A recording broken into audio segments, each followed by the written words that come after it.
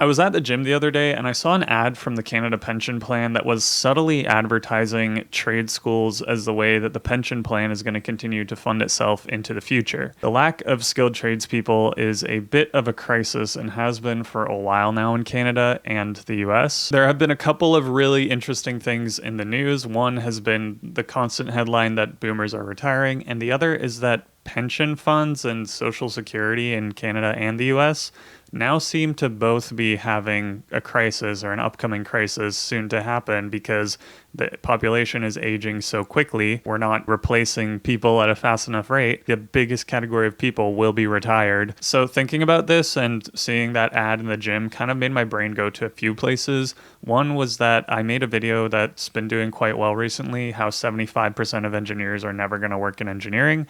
And this kind of inspired me to look at the trades problem and the engineering surplus and see if those are both kind of true in Canada and the US. If we look to the United States first, you'll see that they claim to have a lack of engineers and engineering technicians working on infrastructure projects. The government has pumped a crap load of money into new infrastructure projects in the US, and they just don't have enough tradespeople to build what they have invested in. And the same thing goes for engineers related to infrastructure related projects. As far as technology and software goes, at least in my experience and based on the fact that so many technology software engineers are being laid off recently, I do not think there's a sort of shortage in that like comp sci software engineer category.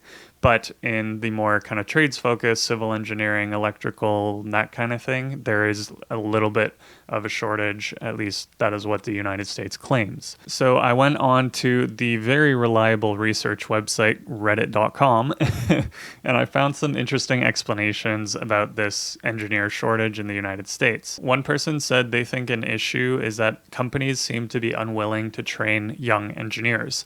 They would rather hire one engineer who has 10 years of experience and pay them twice as much as you would pay an entry-level engineer. Just have that one person basically do double the work and you don't have to invest money in training. But the issue is that if nobody is training the young engineers, then you're kind of creating a shortage down the line for the job that you are hiring for. So for that experienced engineer job, because if there's no one training engineers, there aren't going to be any experienced engineers to fill the roles. So there is a bit of a shortage of experienced and qualified engineers in what companies are actually hiring for. I did a bit of a quick job search myself recently, and it is shocking how few entry-level jobs there are at the moment for pretty much all types of engineering that I could find. The amount of companies that are actually willing to train you is extremely low. So in Canada, we have a bit of a different issue. We still have a severe skilled trades and kind of STEM technician, so people who do machining and that sort of thing. We have a shortage in those jobs. But we also graduate way too many engineers. More than 75% of graduating engineers actually want to work in the field. So this kind of suggests that the number of people graduating is just much greater than the jobs available for them, which is kind of a mismatch when it comes to like worker productivity and just basically making sure that we have enough jobs in the society for the qualifications that people have. Canada has notoriously been really bad at this, especially when it comes to people immigrating to Canada.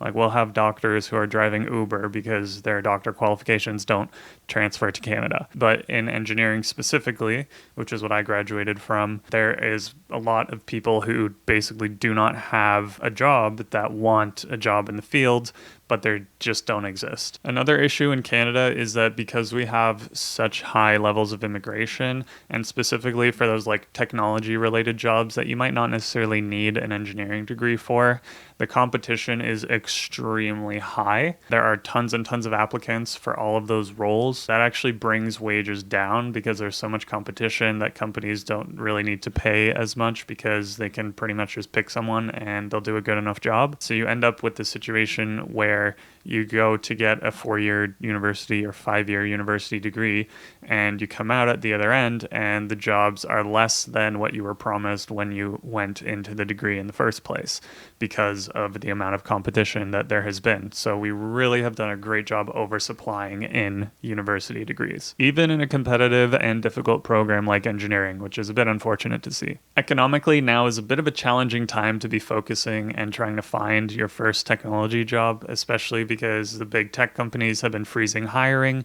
and we did see some negative GDP growth quarters. So it's cut costs, stop spending, stop hiring, and it's making it even more challenging right now in order to find a job. It's almost like graduating in the financial crisis in 2008. So it is just a bit of a rough time to be looking for that entry-level job because companies just aren't hiring for it at the moment. Something else that I noticed in my job search was it kind of looks like the master's degree is now the new bachelor's degree, and the bachelor's degree is now the new high school diploma. There's just so many degrees that it's becoming more and more competitive to even just get an entry-level role. And especially because like if you want to work at a high tech company, they do want to see those kind of higher level qualifications. So like an NVIDIA or an AMD or even like a Tesla, for example, those companies will all want to see that like at this point that you have a master's degree just because there's so much competition for those roles.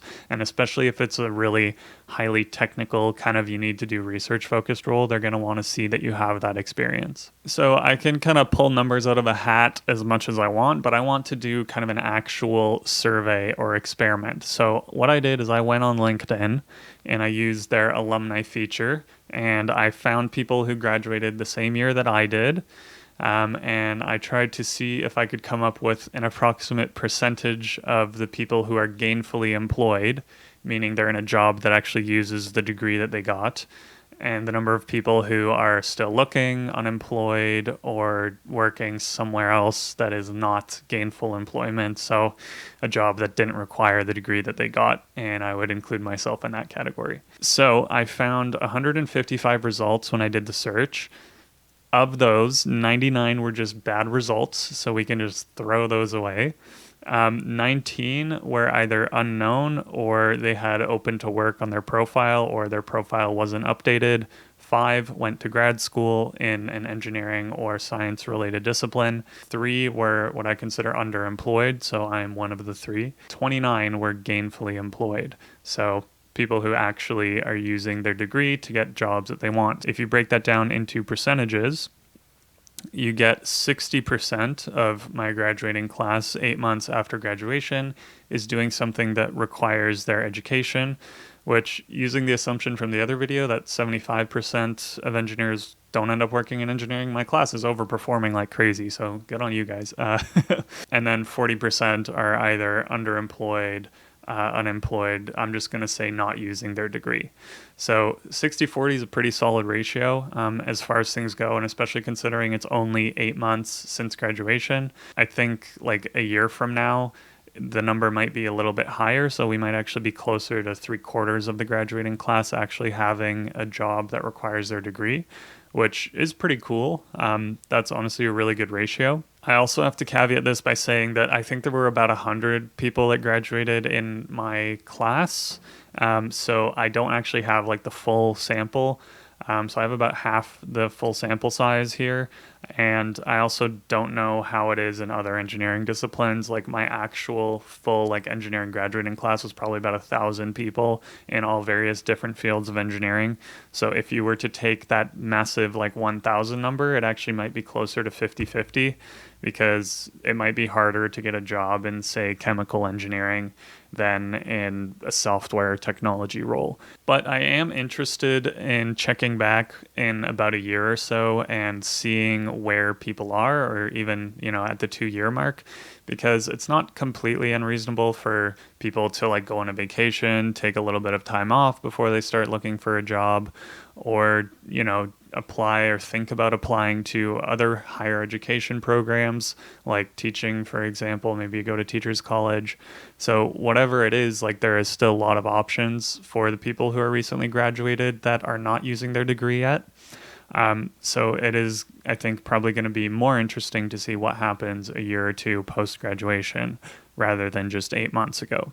I also want to point out that the school I went to was rated like 6 or 7 at the time that I applied of engineering schools in all of Canada by Maclean's. So that also probably has something to do with the ability to gain employment after you graduate in whatever school you're at. Like, it doesn't really matter. As long as you're involved in extracurriculars and you're really putting yourself out there and networking, you can find a job. As of right now, there is still more of a surplus than there is a shortage of engineering students.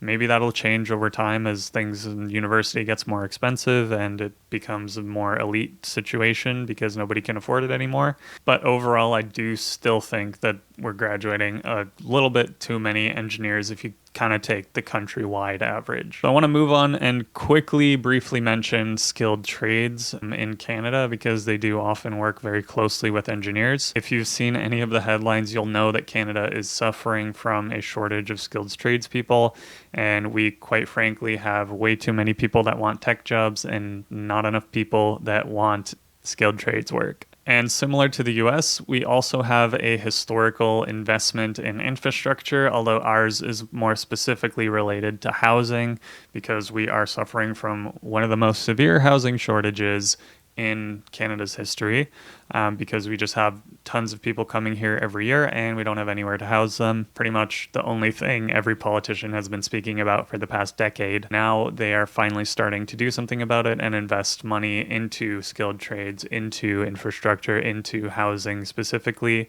in order to get things moving. So in the next 10 years, there are going to be jobs aplenty for skilled tradespeople, but we are also seeing a very high rate of retirement for skilled tradespeople because for the past 30 years, since the 1990s, we have kind of been declining in the number of people entering the skilled trades. I talk about this a lot in my recent blog post, which I'm going to link in the video description. I basically just talk about how the province of Ontario kind of failed its future workforce by eliminating early trades education in middle school in the 1990s.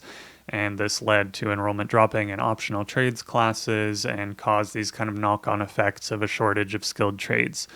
I'm not going to just talk about the whole newsletter here, but if you want to check it out, you can go and click the link in the video description. My newsletter is also free and you can subscribe to it. It's a little bit more local, but if you're kind of just interested in what I have to say, I would still recommend subscribing to it so you can get it right to your inbox and see what I'm talking about this week. So check that out if you're interested and subscribe to the newsletter by clicking the link in the video description. So that about wraps up this video. If you found it interesting or useful, don't forget to like the video and subscribe to the channel for more. What do you think the numbers are going to look like 1 year, 2 years after graduation for this cohort of engineering students? Let me know in the comments if you have an opinion on this topic or you feel like I left something out. Let me know in the comments. I love to hear what you have to say, even if I don't agree with it. Otherwise, have a wonderful day, and I'll see you in the next video.